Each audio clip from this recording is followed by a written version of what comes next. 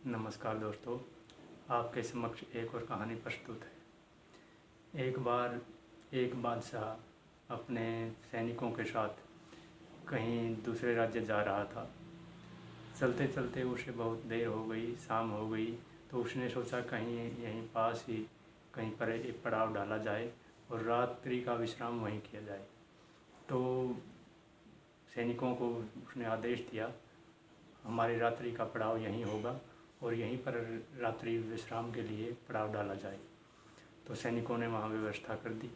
तो राजा अपने सैन्य जो उनके लिए एक व्यवस्था की गई, एक वहाँ पर तंबू लगा दिया गया और उसमें रात्रि का विश्राम के लिए राजा की व्यवस्था कर दी गई।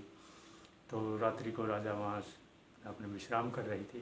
तो थोड़ी सी दूरी पर एक किसान अपनी जो फसल निकाल करके उसका एक ढेर लगा दिया था, उस ढेर की रखवाली कर रहा था।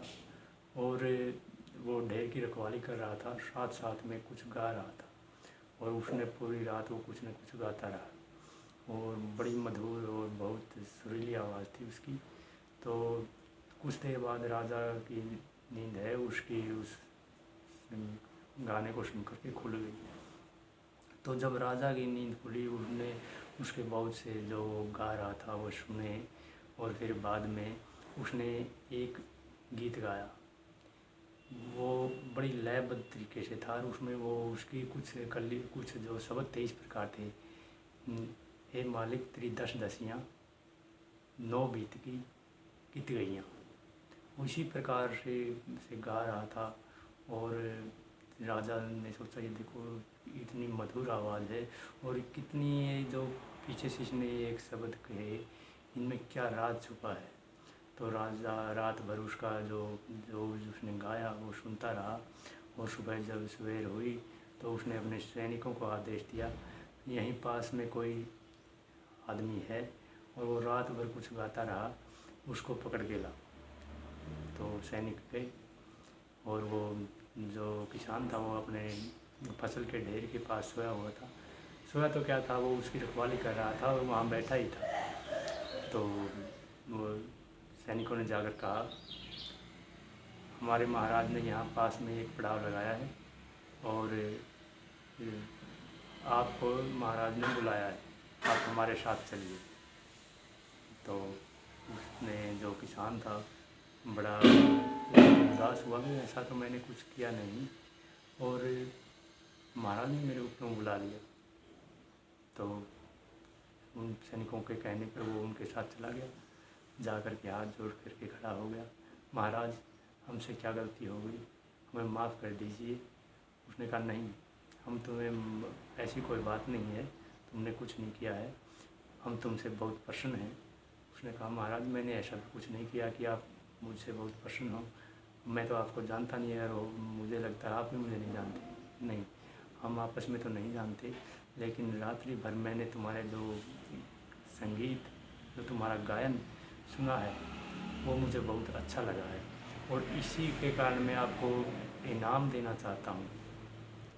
बोल मैं क्या दूँ आपको। मैंने कहा महाराज वैसे तो मेरी कोई इच्छा नहीं है, आप अपनी मर्ज़ी से अगर कुछ देना चाहें दे दें और अगर ना भी दें तो मुझे कोई इच्छा नहीं है ऐसे इनाम की। तो उसने महाराज ने एक अशर्फियों से भरी थैली उसको दे दी। जब वह चलने लगा तो महाराज ने कहा रुको एक बार, जो तुमने एक बात कही थी उसका मैं अर्थ अभी तक समझ नहीं पाया हूँ, आप बताइए उसमें आपने क्या कहा था। मैंने कहा महाराज क्या कहा था। मैं कहा तुमने कुछ ऐसा कहा था, हे ईश्वर तेरी 10 दसियाँ 9 बीत की 1 कित गईयाँ। इसका क्या अर्थ है मैं समझ नहीं पाया। उसने कहा महाराज इसका अर्थ ये है, मैं अपने ऊपर गा रहा था, अपने जीवन पर गा रहा था।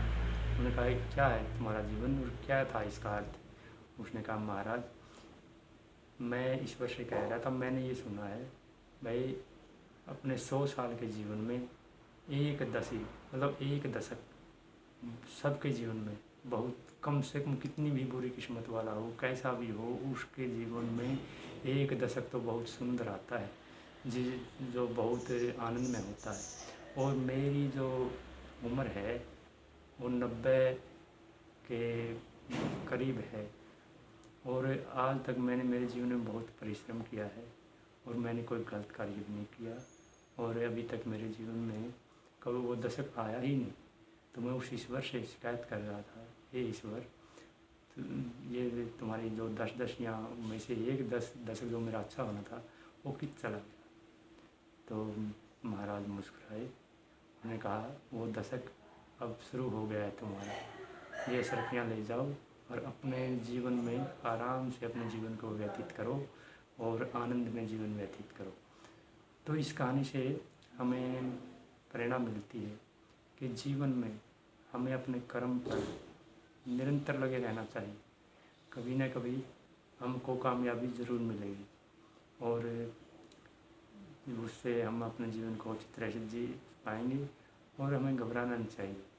देखो दोस्तों, ये जो मैंने अभी कहानी सुनाई, ऐसी अनेकों कहानी मैं आपके सामने हर रोज़ रखूँगा, लेकिन अगर आपको मेरी कहानियाँ पसंद आ रही हैं तो कम से कम एक कमेंट ज़रूर करें और मेरे को सब्सक्राइब करें और ताकि हमें आगे ये जान सकें भाई हमारी जो कहानियाँ हैं आपको पसंद आ रही है। इसी के साथ धन्यवाद।